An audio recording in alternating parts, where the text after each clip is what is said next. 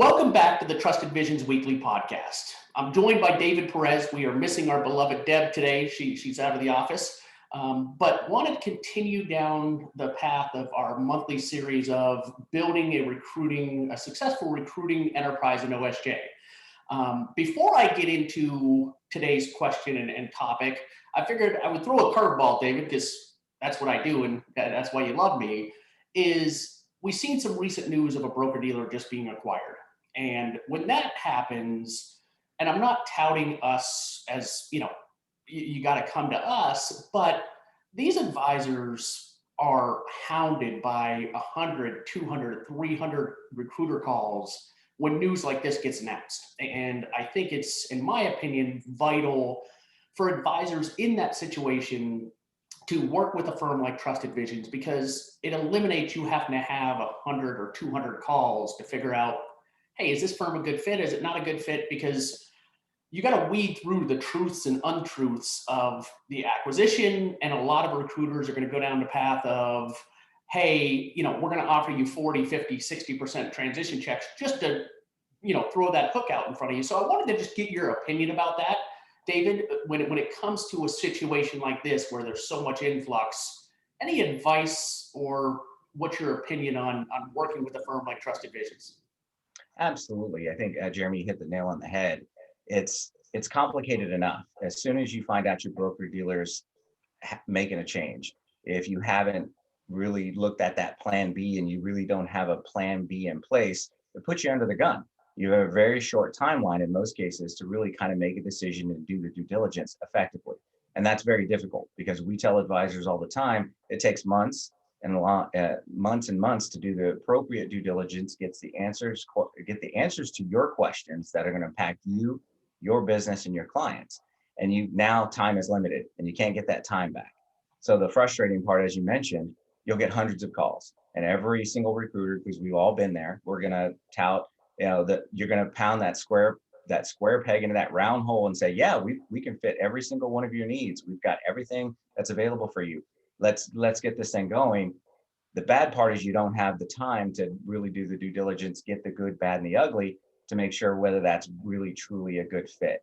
Not, I'm not gonna, be negative about other recruiters and things like that. That's not what it is, but they're sales guys. They want to be able to find a way for you to work with their firm. And working with an independent third-party recruiter, you get that. You get the availability of having the breadth of looking at more than one broker dealer, but really finding somebody that's going to look at you as an advisor, your clients, ask you the tough questions, find out what the fit is for your business, what looks the best, and kind of point you in the direction very quickly versus having to go through the ultimate due diligence, looking at bullet points left and right. We can get you kind of pointed in the right direction so you can really, truly focus, because you really, when your time is limited, you maybe have one or two broker dealers to look at. And if you go down the path and broker dealer number 2 is nowhere near going to fit your needs, that really puts you in a tough spot. So we want to be able to give you the availability of looking at one or two broker dealers very quickly, be able to do the due diligence necessary for you to make the right decision. Yeah, and the only thing I would add there is, we hear this a lot of, well, I'm going to wait and see what the new broker dealer looks like. And I'm not saying that's necessarily wrong, but I would give my opinion to advisors of be careful with that approach, because you could potentially wait and see, but then be out of time should you say, you know what, management's changing or they're changing our payouts. Even if you're not looking to make a move and you want to wait and see, it's important to have conversations with firms like ours to really talk through what we foresee with our 7 decades of experience, what changes are going to be both positive and what changes are going to be negative. Our goal isn't to just tell you, hey, move, but let's talk through it and be rational about it versus you waiting and then at the 11th hour, you've really got to scramble to do your due diligence. Absolutely. And one thing to add to that is to be competitive. If you know what the other broker dealers are offering and you're a strong advisor with a great practice and you are a valued asset that new broker dealer wants to keep, that gives you the availability to negotiate even more inside of that deal, or maybe some additional benefits that will help both you and your clients. There's nothing wrong whatsoever to be able to go back and renegotiate If you're a very strong advisor, you have the availability to make that decision, and you've got quite a bit of power, more than you think in those situations. Yep.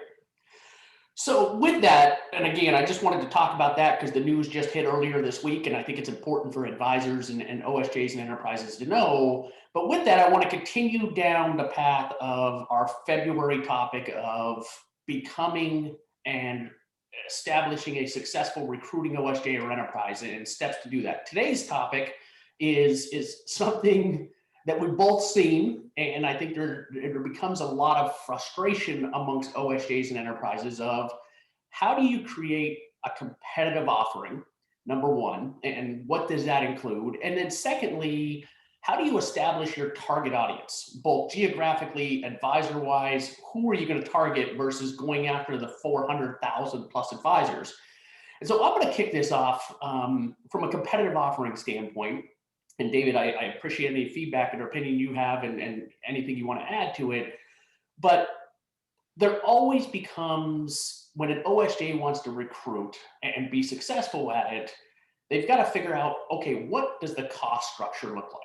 How do I stay competitive on the payout side where an advisor can go direct to a broker dealer or go to another OSJ? And I've always said, you can take whatever override you want on an advisor, but you've got to be able to justify that by the value proposition and the value you bring to the advisor, his or her clients, and long term. And where I've seen a lot of OSJs or enterprises get frustrated is they have these margins of, I want to make $20,000, $25,000, $30,000 a year on each advisor. In my opinion, you're not going to be successful going down that path, especially going independent to independent with advisors. And so what are your thoughts, David, on that and anything you have to add? And then I'll provide even more content. Absolutely. When you're looking at payouts and when you're looking at what value you bring, be upfront, be transparent. It, like Jeremy said, it doesn't matter what you perceive as what you want to get for each individual advisor. You just have to be very transparent about it. Because one of the main questions that we ask when we talk to advisors in a lot of cases, when they talk about payouts, every advisor looks at, that's the question that keeps that conversation going. So when you're asking about payouts, make sure you're upfront about it. This is what I charge. This is what you get. Because we'll ask the question all the time. What's your current payout? What do you get for that? So as a recruiting OSJ, you need to be able to say clearly, definedly, this is what my payouts are. We've got some flexibility with that, but this is what you get with that payout. And to be able to really articulate, and just like your elevator speech or anything else, be able to quickly articulate what you get for that, because that's what they're going to look at. Even if your payout's not the highest out there, it's how do you package that together? These are the programs, these are the services that we have available that you can get breadth of lower cost. And finding out what that advisor really utilizes in their practice on a day-to-day basis could be a big piece. Office space, for example, things like that. Those are things where the advisor says, this is where I need the most help. If you've got the availability to do that, that gets that conversation going very quickly and gets you pointed in the right direction very fast. Yeah, so let me ask you that, David, because I have my own opinion, but this is something that I get pretty frustrated with is, what is your opinion of an OSJ or enterprise that does offer office space or assistant? Is it a best practice for that OSJ or enterprise to combine that all into the payout override that they take? Or I've seen some OSJs and enterprises that say, hey, David, you're going to be at an 88% payout. And in addition to that, it's $700 a month for rent and another $300 for an assistant. What's your opinion about best practice when structuring that? Well, again, it comes down to your personal strengths. If you're not offering the office space, if you're not very good at putting that together for advisors, it's not really that much of a strength. But absolutely, I think again, it's transparency. I think it's key on that one of finding out, okay, this is what you're going to get for your office space. This is what you're packaging together when you've got an assistant, anything like that, because that brings value into play. And I always throw in the math side and the financial side of it and break it down. And when you're looking at an advisor in your geographic area, makes a big difference on what office space looks like. If you're in the Midwest, office space looks a lot different than it does on the coast. So taking that in consideration, you want to be able to break down that cost, because if you do go outside of your geographic region when you're recruiting to your OSJ, that could be a very big difference maker, not only for the advisor, but also for the OSJ on that side of it, to make sure that the office space, everything else is competitive on that side. And in some cases, the office space is a lot more expensive. So I think it's personal preference, but you've got to be comfortable with it. You got to be able to be, and if you get outside that comfort range, that's when it gets a little bit more difficult for not only you, the OSJ, but the advisor. Yeah, and I know we've both worked with OSJs and enterprises that get frustrated of, hey, corporate recruiter with broker dealer A, why am I not getting any leads? You know, you're not sending me any business, but the other OSJ and enterprises is getting lead. We understand, and I want to make sure that this gets a mention of you as the OSJ or enterprise leader. We understand that you bring in inherent risk by bringing in an advisor from a regulatory standpoint, from a compliance standpoint. And so, yes, you should be compensated for that risk. Where I see OSJs, and I would love to hear your opinion, David, is where I see OSJs and enterprises get in trouble is you see that override as a profit center versus you running your own practice. And you know, when you get into that 20, 30, $40,000 a year override standpoint, there's only so much value that you as an OSJ or enterprise bring to that financial advisor.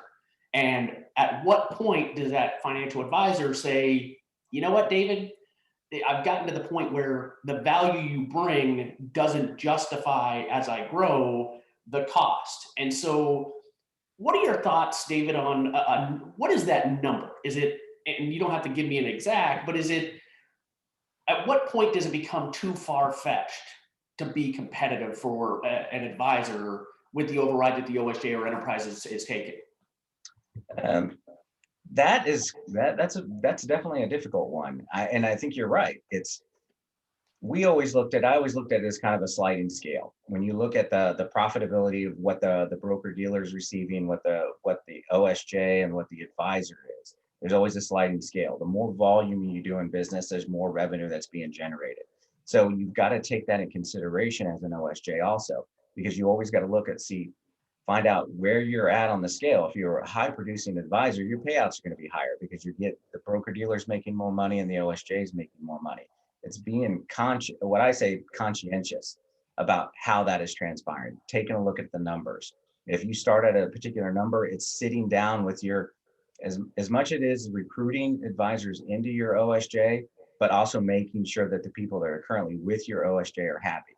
And that's sitting down with them, whether you see them three or four times a year, making sure they're comfortable with it and renegotiating what payouts are on a lot of cases, because where they're at today and where they're at 12 months from now could be totally different.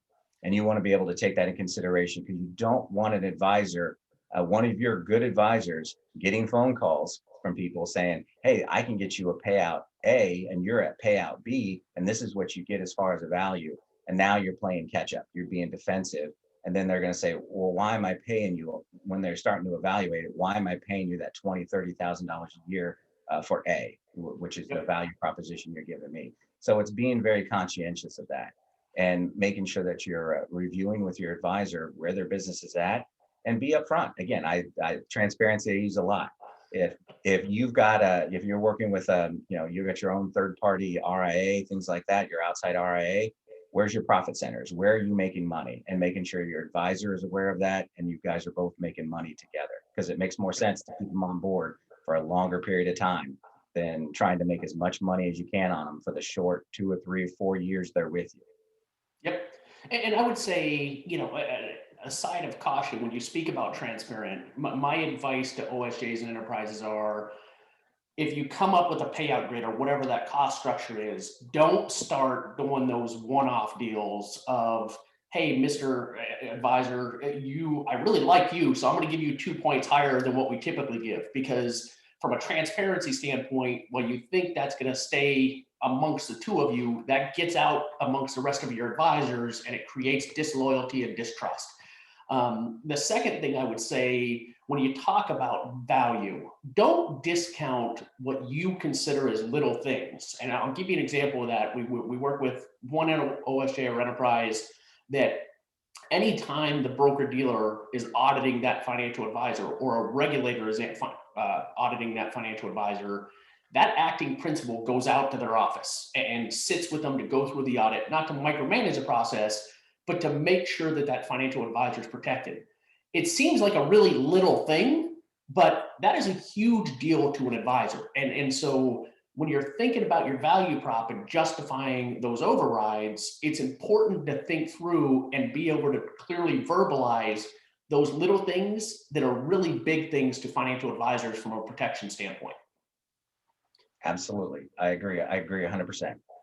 And one thing, and this is an idea I've thought about for probably the last 3, 4, 5 years. So I want to get your opinion, David, is we know broker dealers have payout grids. And if you're at production X, you get Y. If you're at production Y, you get payout Z.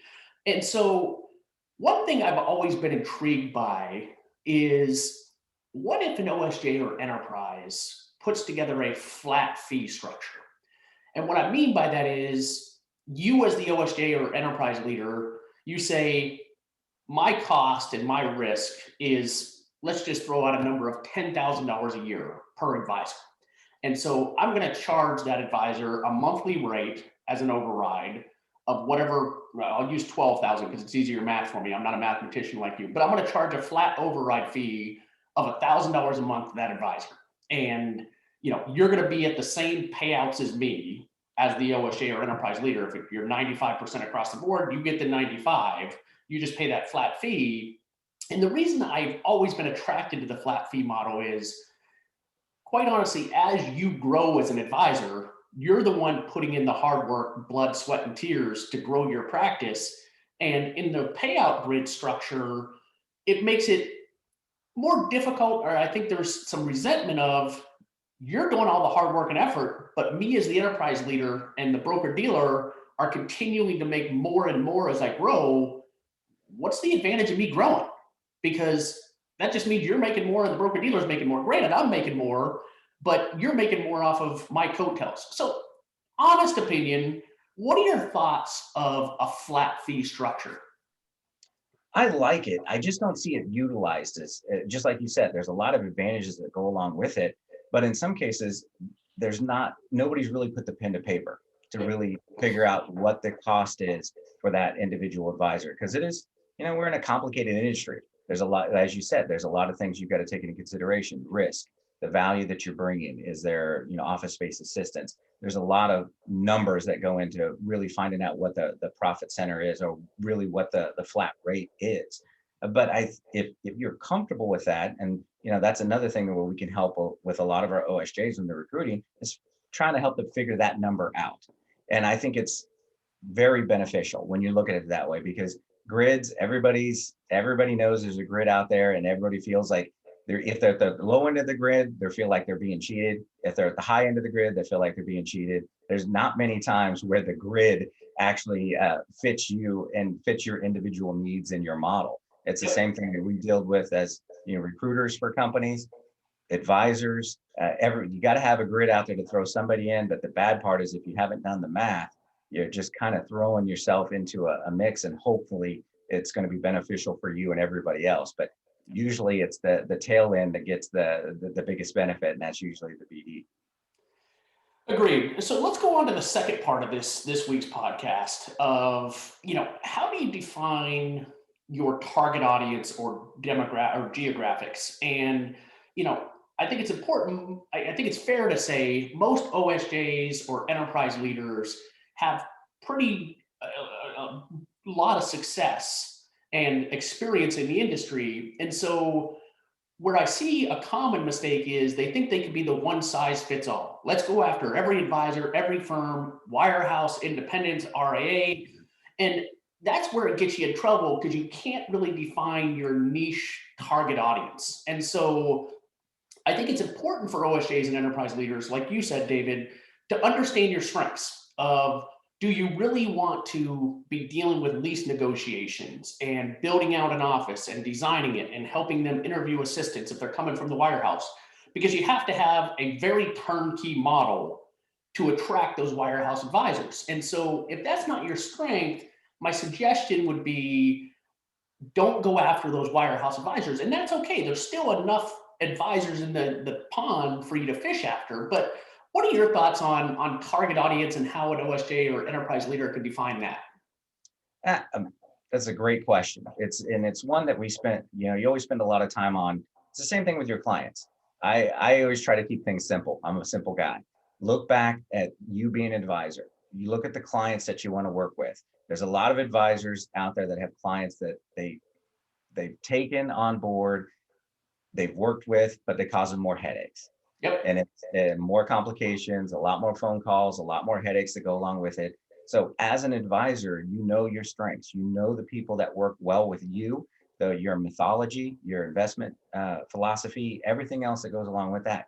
It's the exact same model that you want to basically pull into your building a branch. What advisors fit your individual mold? If you're looking at wirehouses, but they're way far from every other, all the other advisors that are part of your OSJ, you've got to be very wary of that, because now you're trying to get somebody else with a different idea, different investment structures, different everything else, and trying to get them to fit your individual mold. If they want to make a big change, that makes a lot of sense, but there's a lot of complications that go along with that. Just like getting the wrong client inside your portfolio, you're going to spend hours upon hours working with that advisor to either educate them, get them comfortable with your processes, getting comfortable with your system, where it's just so much easier and far less painful to find people that have the same mindset and kind of where you want to go. So it's really outlining that, just like with your clients. What are your strengths as an advisor? What are your strengths as an OSJ? What value do you bring to the table? And simply write that out, because you'll want to be able to really not only rehearse that, but also be able to regurgitate that to anybody that asks. But that's going to give you a good idea of what advisor is going to fit well inside of your OSJ, where it's going to be a beneficial relationship. And I always look at it as, you always have to be looking at these things as building a partnership. If they're not bringing anything to the table that's going to help you, and you're not bringing anything that's going to help that advisor, then it's not really a true partnership. Yep. Yeah, and I would say in closing this topic, I think it's also important for OSJs or enterprise leaders to really understand the policies and procedures of the broker dealer that they're with. Because some broker dealers will say, hey, we don't want you to be nationwide, and we want you to stay in your own backyard because we don't want to upset some of the other OSJs or enterprise leaders. Some will say, hey, you can grow to X, but then you got to have an acting principal employed with your firm. So I think it's important to understand the broker dealer relationship. In addition to that, as an OSJ or enterprise leader, does your broker dealer pay the recruiters within that broker dealer differently for recruiting to you as an OSJ or enterprise leader versus them going direct? And it's important for you as an OSJ or enterprise leader to get that in writing from your broker dealer, not because there's not trust there, but you want to make sure that that's something that you're looking at long term, because you can have the greatest value proposition, the greatest pricing and payouts out there, but you got to make sure you're with a broker dealer partner that's not going to limit your growth and your business plan for growth. So anything on that, David, before we close? Yeah, I think you did a great job of summarizing that. It's just get it in writing and understand what's happening, because if you're not getting any support from your broker dealer on being a recruiting branch, or getting any help on the recruiting of advisors to your branch, it's going to make it very difficult for you to grow as a branch. So you need to have that partnership with your broker dealer to help you build it. Perfect. Well, David, it's always a pleasure. I apologize about the Super Bowl. I tried to give you a good fairy dust, but it didn't work. At least you're in a nice Trusted Visions polo instead of that Chiefs polo. But thank you, David. I greatly appreciate your experience. Hope that everybody found this podcast. Will continue next week, but they found this podcast to be informational and beneficial to you. We will continue down the topic for the rest of the month of how to build a successful recruiting OSJ or enterprise. Should you have any questions, please don't hesitate to email us at info@trustedvisions.com. Please feel free to comment on our LinkedIn page, your thoughts on this podcast. David, again, thank you. We will see you next week. Take care.